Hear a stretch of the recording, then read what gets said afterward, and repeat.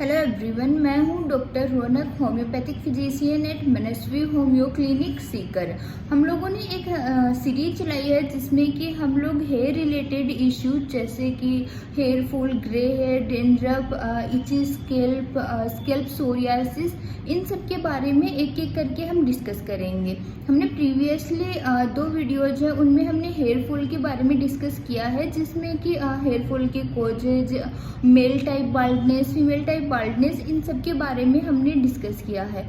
आज के इस वीडियो में हम लोग डिस्कस करने वाले हैं कि हेयर फॉल की संभावित मेडिसिन क्या हो सकती हैं।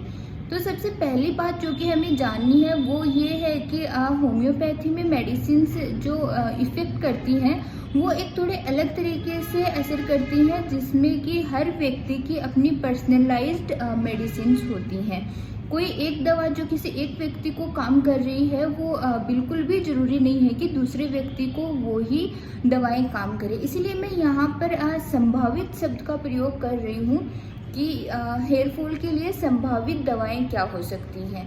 तो हम कुछ लक्षणों को देखते हुए उसके आधार पर हम दवाओं की बात करें। तो सबसे पहले हम लोग लक्षणों के आधार पर बात करते हैं। तो सबसे पहले हम देखेंगे कि कुछ लोग हैं जिनमें हेयर फॉल है वो पैचेज में होता है, गुच्छे के गुच्छे बाल लोगों के उतर के आते हैं। इसके लिए होम्योपैथी में संभावित दवाएं हो सकती है एसिड हाइड्रोफ्लोर है, लाइकोपोडियम है, फॉस्फोरस है, सेलेनियम है। काफ़ी बार क्या होता है कि हेयर फॉल नहीं होता है, लेकिन जो हेयर की ग्रोथ है वो रुक जाती है। उस स्थिति में अगर हम होम्योपैथी में संभावित दवाइयों की बात करें तो वहाँ पे लाइकोपोडियम भी काम कर सकती है, किसी में बेराइटा कार्ब भी काम कर सकती है, एसिड फोस भी काम कर सकती है। और अगर जैसे कि हम देखें कि आजकल यंग जनरेशन में हेयर फॉल है वो काफ़ी ज़्यादा देखने को मिल रहा है। तो अगर यंग पीपल में हेयर फॉल की प्रॉब्लम है वो देखने को मिलती है तो फॉस्फोरस हो गया, साइलिसिया हो गया, ब्राइटा कार्ब हो गया, ये इनकी संभावित दवाएं हो सकती है। अब एक सिचुएशन ऐसी आती है कि बाल है वो पतले होने लगते हैं, थिनिंग ऑफ हेयर होने लगती है। तो वहाँ पर हम नेट्राम्यूर, कैलकेरिया कार्ब, इन सब के बारे में सोच सकते हैं। कई बार क्या होता है कि किसी पर्सन को एक बहुत लंबी बीमारी हो जाती है तो और उस बीमारी के बाद में उसको हेयर फॉल होना शुरू होता है। उस स्थिति में हम एसिड फोस की बात कर सकते हैं। अब काफ़ी बार होता है कि किसी को, फीमेल्स को पीसीओडी है, थायराइड है, आफ्टर प्रेगनेंसी के बाद में हेयर फॉल देखने को मिल जाता है। तो इस सिचुएशन में ग्रेफाइटिस है वो एक अच्छा ऑप्शन हो सकता है। काफ़ी बार हमें देखा गया है कि स्कैल्प सोरियासिस की वजह से हेयर फॉल हो रहा है, उसमें हम सोराइनम दे सकते हैं। अगर किसी वीकनेस की वजह से हेयर फॉल हो रहा है वहाँ पर हम एसिड फोस दे सकते हैं।